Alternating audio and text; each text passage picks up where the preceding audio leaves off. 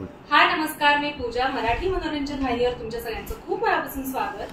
तर मैत्री, नाती आणि रहस्यमय असा एक सुंदर चित्रपट म्हणजे बंजारा 16 मेला आपल्या सगळ्यांच्या भेटीला येतोय आणि त्यानिमित्ताने आता माझ्यासोबत भरत सर, शरद सर आणि सुनील सर आहेत.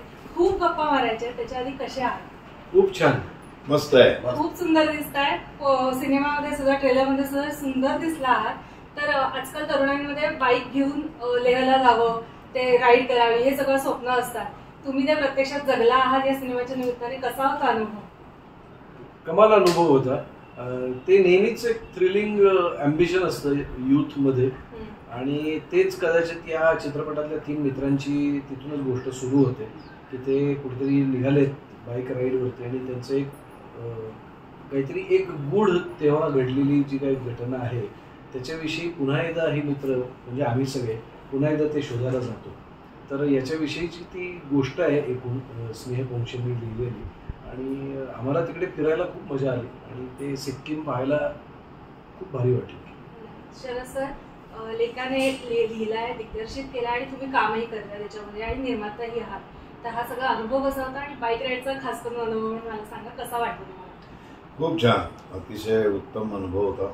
निर्माता म्हणून भयंकर मोठा संघर्ष आहे. त्यामुळं हा जेव्हा थिएटरमध्ये जाईल आणि लोक ते स्वीकारतील तेव्हा खऱ्या अर्थाने एवढ्या संघर्षाचं एक चांगलं फळ मिळालं असं वाटतं. अभिनेता म्हणून खूप मजा केली, मजा आली खूप. आम्ही खूप फिरलो तिकडे. पण फिरण्याचीच गोष्ट आहे नाही, ही गोष्टच फिरण्याची गोष्ट आहे. त्यामुळे ही घरात बसलेली गोष्टच नाही. त्यामुळे त्याची आम्ही वेगळा आनंद लुटला. मुलगा लेखक दिग्दर्शक आहे याचा एक वेगळा अभिमान आहे. पण केवळ मी असा हे नाही आहे की आपण अनेक घरात जातो माहिती आणि मग ते आईवडील सांगतात आमचा मुलगा खूप छान नाचतो, मग नाचून दाखव रे. ते बघितल्यावर आपल्याला आपण आई वडिलांकडे बघतो असं की आईला हे ह्याला चांगलं नाचणं म्हणतात. तसा बाप मी नाहीये. म्हणजे मुलाला जर नाचता येत नसेल किंवा मुलाला जर सिनेमा येत नसेल तर मी त्याला ते स्पष्ट सांगितलं असतं की हे क्षेत्र तुझं नाही आहे, तू हे भानगडीत पडू नकोस. पण तसं नाही आहे. तो खरोखरच उत्तम फिल्म मेकर होऊ शकतो. त्याच्यात ते सगळं आहे. त्याला सिनेमा समजलाय, त्याला सिनेमा कळतोय आणि त्यांनी ते दाखवून दिले पहिला सिनेमा. त्यामुळं त्याचा खूप आनंद आहे. जे त्यांनी मला सांगितलं होतं ते पडद्यावर बघायला मिळालं. त्यामुळं त्याचाही खूप आनंद आहे. आणि आहे खूप भयंकर संघर्ष आहे. हा सिनेमा बनवणं हे काही सोपं नाही आहे. कुठलंही नाटक असेल, सिनेमा असेल हे. आणि आम्ही तिघही निर्माते आहोत. म्हणजे तिघांनी निर्मिती केलेली आहे. त्यामुळे तिघांनाही हे निर्मितीचं काय असतं दुःख आणि त्यात किती काय काय संघर्ष करावा लागतो आणि अडचणी येतात ते तिघांनाही माहिती आहे. त्यामुळं आमचे एक भालचंद्र पेंढारकर म्हणून खूप जुने ज्येष्ठ अभिनेते होते, दिग्दर्शक होते. ते एकदा असं म्हणाले होते की प्रत्येक कलाकाराने आयुष्यात एकदा तरी निर्माता व्हावं. ते निर्माता झाल्याशिवाय निर्मात्याचं दुःख नाही कळत.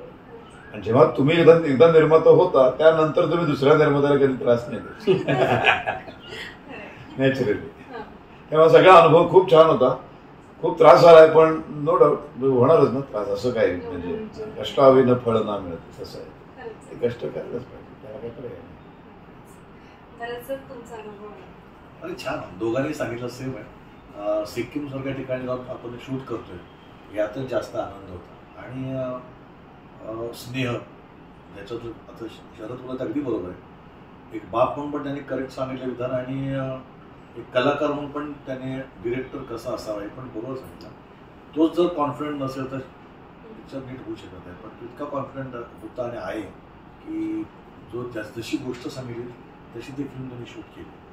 त्यामुळे मला खूप बरं वाटलं.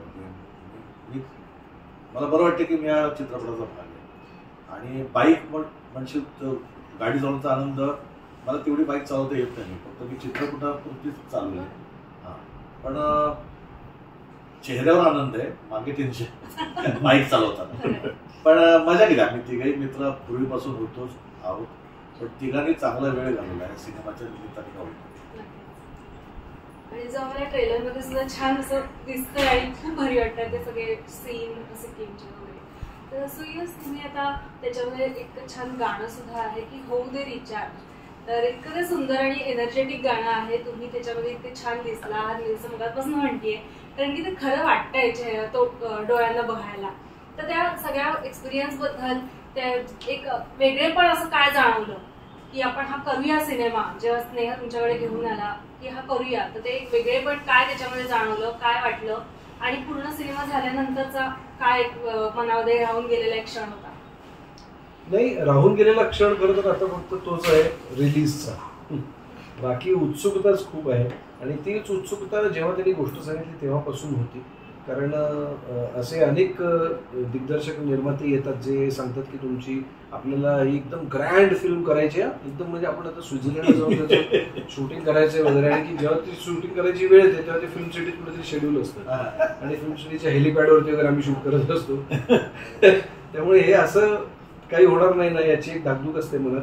आणि त्याच्यासाठी तो दिग्दर्शक किंवा तो कलाकार जबाबदार नसतो, तर ती आर्थिक परिस्थिती आणि सगळं गणित जमवणं हे खरंच खूप डिफिकल्ट आहे. पण शरदनी त्याच्या पाठीशी खंबीरपणे उभं राहणं आणि स्नेहनी जे पहिल्या सुरू कसं असतं की फिल्म करताना ना पूर्वी ते 2-3 शेड्यूल्स मध्ये केली जायची की एक फिल्म करून बघूया, एक 7-8 दिवसांमध्ये ज्या काही कमी गोष्टी आहेत, जो नवीन दिग्दर्शक असतो तो की आपल्याला काय जमत नाहीये, काय जमतंय, कुठल्या कॅमेरामॅनचं आणि आपलं ट्युनिंग कसं आहे, या सगळ्या गोष्टी पाहिल्यानंतर आपण पुढचं शेड्यूल आखू. इथे तसं चान्सच नव्हतं. इथे स्नेहाने ठरवलं होतं की 40 दिवस आपण थेट सिक्कीमला जायचे 10,000 फुटावरती, आणि 10,000 फुटावरती म्हणजे काय हेलिकॉप्टरची राईड वगैरे असंही नाही, तर तिकडे एका एअरपोर्टला उतरायचं आणि त्याच्यानंतर 10 तासाचा जर्नी गाडीने करून जायचंय, जिकडे आजपर्यंत कधी शूटिंग झालेलं नाही, जिकडे कुठल्याही प्रकारचं फिल्मला अनुकूल असं इन्फ्रास्ट्रक्चर नाही, अशा एका ठिकाणी जायचंय आणि शूटिंग करायचंय. आणि राहिलं तर गेलं, म्हणजे ते परत जाणून करण्याचा चान्स नाही, अशा परिस्थितीत त्यांनी प्लॅन केलं. आणि मला खूप त्याचं कौतुक वाटतं. एक तर त्यांनी असं स्वप्न पाहिलं आणि ते नुसतंच पाहिलं नाही, तर ते सत्यात उतरवलं आणि आता ते रिलीज पर्यंत आलेलं आहे. आणि या सगळ्यामध्ये त्या रोहिणीताई पटवर्धन, शरद असं त्याच्या पाठीशी खंबीरपणे उभे राहिले, हे त्यांचंही कौतुक आहे आणि स्नेहाचं खूप कौतुक आहे. कारण त्याच्या पहिल्याच चित्रपटात त्यांनी बऱ्याचशा ज्या हर्डल्स आहेत ना फिल्म मेकिंग मधल्या, त्या अगदी सहज लीलया पार केलेल्या आहेत.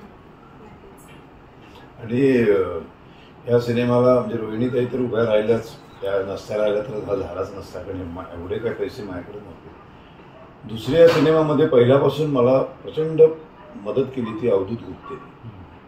अवधूत गुप्ते हा आमचा संगीतकार आहे, पण तो फक्त संगीतकार म्हणून त्यांनी काम नाही केलं. त्याच्या पलीकडे जाऊन पहिल्या क्षणापासून, पहिल्यांदा जो फोन लावला मी अवधूतला, त्या क्षणापासून प्रोडक्शनमध्ये त्यांनी इंटरेस्ट घेऊन प्रत्येक गोष्ट, शरदजी तुम्ही नवीन आहात, प्लीज मला एकदा विचारत जा, काही कोणाला शब्द देऊ नका पटकन, म्हणजे म्युझिक झीवाला द्यायचे किंवा आणि कोणाला काय करायचंय हे कोणाला द्यायचं, तर कोणालाही शब्द देऊ नका, सगळं ऐकून घ्या आणि माझ्याशी आधी बोला, कारण मी 3 सिनेमे केलेले आहेत, मला सगळं माहिती आहे काच काळजी, तर हे प्लीज मला विचारत जा. आणि शेवटच्या क्षणापर्यंत अवधूतने आणि गीतकार गुरु ठाकूर आणि त्याच्या पलीकडे जाऊन मी आता सांगतो सोनू निगम, तर मला पोटात गोळा आला होता की सोनू निगमकडनं गायचं. आज हिंदीमधला टॉप 1 गायक आहे तो. त्याच्यानंतर विशाल ददलानी किंवा शान, हे सगळे हिंदीतले गायक आहेत आणि एक गाणं अवधूतने स्वतः गायलं. तर स्नेहाची इच्छा होती की आपण यांच्याकडनं गाऊन घेऊ. बरं, कुठलं गाणं कुणाकडनं गाऊन घ्यायचं हे पण स्नेहाने ठरवलेलं होतं. एवढं या पोरानं कळतं, हा क्लिअर एकदम. मी म्हटलं का नाही, मग सोनू निगमचं गाणं शान, नाही बाबा तुला माहित नाही, ते सोनूजींचा आवाज असा आहे ना, तो त्या गाण्यालाच तसंच होते, विशाल ददलानींचं ते तसंच आहे. हे जे काय त्याला माहिती आहे ना, आणि ते सगळं मला आधी काय कळत नव्हतं. जेव्हा मी तर रेकॉर्ड झालेली गाणी बघितली आणि ती जेव्हा पडद्यावर बघितली तेव्हा मला कळलं यस हे करेक्ट बोलतोय. गाण्याचं कास्टिंग पण नसतं. हा, गाण्याचं कास्टिंग. आता हे सगळं ठीक आहे हो, पण निर्माता म्हणून सोनू निगमला घ्यायचं तर किती पैसे, म्हणजे तिथे सगळी हालत खराब होती माझी. याने एकदम एवढे पैसे मागितले तर मी कुठून देऊ पैसे. पण सोनू निगम, शान आणि विशाल ददलानी ह्या तिघांनी 1 रुपयाचं पण मानधन मागितलं नाही. या महाराष्ट्राने, या मराठी लोकांनी आम्हाला एवढं प्रेम दिलंय. आमची कर्मभूमी आहे मुंबई आणि महाराष्ट्र. मराठी सिनेमासाठी जे तुम्ही पाकिट द्याल ते न मोजता आम्ही बॅगेत टाकलं. क्या बात आहे. हे खरोखरच सांगतो, म्हणजे मी कमाल आहे सगळं. गुरु ठाकूरनी गाणी लिहून दिल्यानंतर एकही फोन गेल्या नोव्हेंबर पासून आज सांगाय पैसे दिलेत मी, पण त्याच्याकडनं एकही फोन नाही आला मला. भरत जाधव, सुनील बर्वेकडनं एकही फोन नाही आला की शरद अरे त्या आता रिलीजला आला रे, अजून काय पैशांचं काही नाही. या सगळ्यांचे मी आयुष्यभर ऋणी आहे. मराठी इंडस्ट्री ह्याच्यामुळेच उठून दिसते, म्हणजे ग्राउंडेड आहेत सगळे आपले कलाकार. म्हणजे इतके मोठे गायक. पण बरं हे म्हणजे सोनू निगम किंवा यांनी, स्नेह आता डिरेक्टर होता, तर पहिल्यांदा स्नेहाची भेट झाली की हा यांनी लिहिलाय सिनेमा, दिग्दर्शक केला, तर तो त्याकडे बघून असं एकदम त्याच्या खांद्यावर ठेवून मला, सोनू निगम विसरून जा, जर तुला इथे बसून गाणं तुला जे पिक्चराइज करायचंय तसं जर मी गायलो नाही तर 100 वेळा माझ्याकडनं गाऊन घे. हे त्या तिघांनी पण सांगितलं. आणि काही शब्द ते हिंदी भाषिक आहेत ना, ते किंवा असे काही ना, त्यांना ते उच्चारताना फार भयंकर कठीण जातं. तर त्यावेळेला तर ते विशाल दलदानींची तर एवढी हालत खराब झाली की जवळजवळ त्यांनी एक ओळ आहे ती 27 का 28 वेळा म्हटली. ते म्हणाले मी म्हणत राहतो सतत, त्यातलं जे योग्य उच्चार कधीतरी येईल की नाही म्हणाला, ऐकलं तरी योग्य त्याच्यातलं तू तो सिलेक्ट कर. इतका लेवलचं कॉपरेशन. त्यामुळं मी या सगळ्यांचं खूप हे सगळे मला मिळाले. ह्या सिनेमाने मला काय दिलं, सिनेमा यश अपयश नंतर ह्या सिनेमाने मला माझ्या मैत्रीच्या यादीमध्ये अनेक छान सुंदर आयुष्यभराचे मित्र मी जोडले, आणखी घट्ट झाले. मैत्री होतीच, ती घट्ट झाली. आणखीन मी यांना जास्त छान ओळखू शकतो.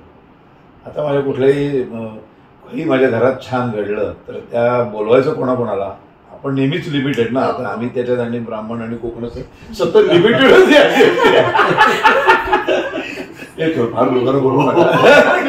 काही जातींचे दोष असतात तसे काही गुण, तर ते लिमिटेड लोकांना बोलवायचे. त्याच्यात आता ही 2 नावं काय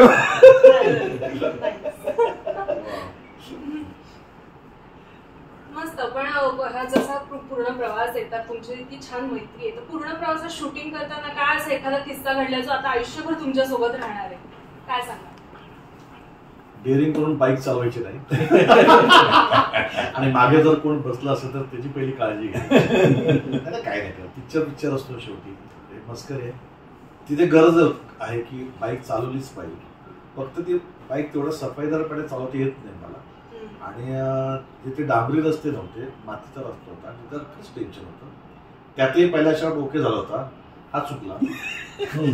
तेव्हा आम्ही करेक्ट मार्कवर येऊन आम्ही गाड्या लावल्या आणि आम्ही पुढे निघालो होतो. गाड्या चालू तुझंच लक्ष गेलं पण. आणि मी मला तो गॉगल कुठे आहे, अरे घातला काय, चला 1 मोर. मला टेन्शन तिथूनच मी मला घाबरलो. आता बरं हा कसा बरा झाला होता. आणि नेमकं ते टेन्शनमध्ये जरा घुसवतो, पण स्लो पडलो कायच नाही. पण अक्षरशः 1.5 फुटानंतर दरी होते, त्यामुळे इतकी डेअरिंग पण करू नये. पण शेवटी काम आहे. शेवटी त्या पिक्चरचा रिझल्ट पण महत्वाचा आहे. पण मला खूप बरं वाटलं की एक छान पिक्चर छान पद्धतीने पुढे जातोय. आणि जिथे मी म्हणतो ना पडलो असं, ती डायरेक्ट तो टोक होता 14,000 किलोमीटर, सगळ्यात 14,800 फुटावर होतो. तिथे आम्ही गाडी थांबवत राहतो. तिथे एक सीन आहे, आधी सीन केला नंतर नशीब सीन आधी झाला होता. सीन नीट झाला नसता, आधी तरतच होतं ना पडल्यानंतर परत असं वाय सीन नीट झाला नसता खरं. पण बरं आपल्याला आम्ही सीन केल्यानंतर तो शॉट घेतला होता. पण मजा आली खरंच, खूप खूप मजा आली. तुम्ही काय सांगाल सर, तुमचा लक्षात राहिलेला क्षण या पूर्ण सिनेमातला? हा अख्खा प्रवासच हा खूप विलक्षण होता. म्हणजे इथून सिक्कीमला जाणं, त्याच्यानंतर तिकडे थोडंसं स्लाईट आजारपण, त्याच्यानंतर त्याच्यात शूटिंग तिकडे करणं. म्हणजे मी थंडी, ती बाईक राईड, त्या बाईकवरती आम्ही केलेली मजा, त्या फर्स्ट गिअरमध्येच फक्त एक आवाज ऑटोमॅटिकली, जे बायकर्स आहेत त्यांना बरोबर माहिती असेल की 2nd गिअर 3rd गिअरमध्ये बाईकचं फायरिंग वेगळं होतं. ते माझ्या काळातलं 2nd 3rd गिअरच्या वेळेला सुद्धा या दोघांच्या फर्स्ट गिअरमध्ये हे अजूनही लक्षात आहे. तर या सगळ्या मजा होत्या. आणखी ती मजा करून आम्ही आता आज त्या फिल्मच्या त्या टप्प्यावरती येऊन आता उभे आहोत की जिथे ती आता आम्ही प्रेक्षकांच्या स्वाधीन करणार आहोत. त्यामुळे त्या स्नेहासाठी खूप थोडीशी काय म्हणतात त्याला की एक वेगळ्या प्रकारची धाकधूक मनात आहे की की त्यांनी जे स्वप्न पाहिलं होतं ते त्यांनी उतरवलंय, ते आता प्रेक्षकांनाही पसंत पडू दे हे त्याच्यासाठी प्रार्थना आहे. आणि त्याचं त्यांनी काही फारसा फरक पडतो अशातला भाग नाही आहे, पण तरी सुद्धा मला असं वाटतं की Sneh is looking forward to this films release आणि त्याच्या इच्छेप्रमाणे सगळं पुढचा सुद्धा प्रवास होऊ दे हेच त्याच्यासाठी आशीर्वाद आणि शुभेच्छा एवढंच म्हणेन मी. नक्कीच. आणि या सिनेमासाठी तुम्हाला पण खूप खूप शुभेच्छा आणि थँक्यू सो मच. इतक्या छान गप्पा मारल्या. 16 मेला बंजारा येतं आपल्या सगळ्यांच्या भेटीला. नक्की चित्रपटात जाऊन बघा, चित्रपटगृहात जाऊन बघा, कारण हा छोट्या पडद्यावर येणार नाहीये. करेक्ट.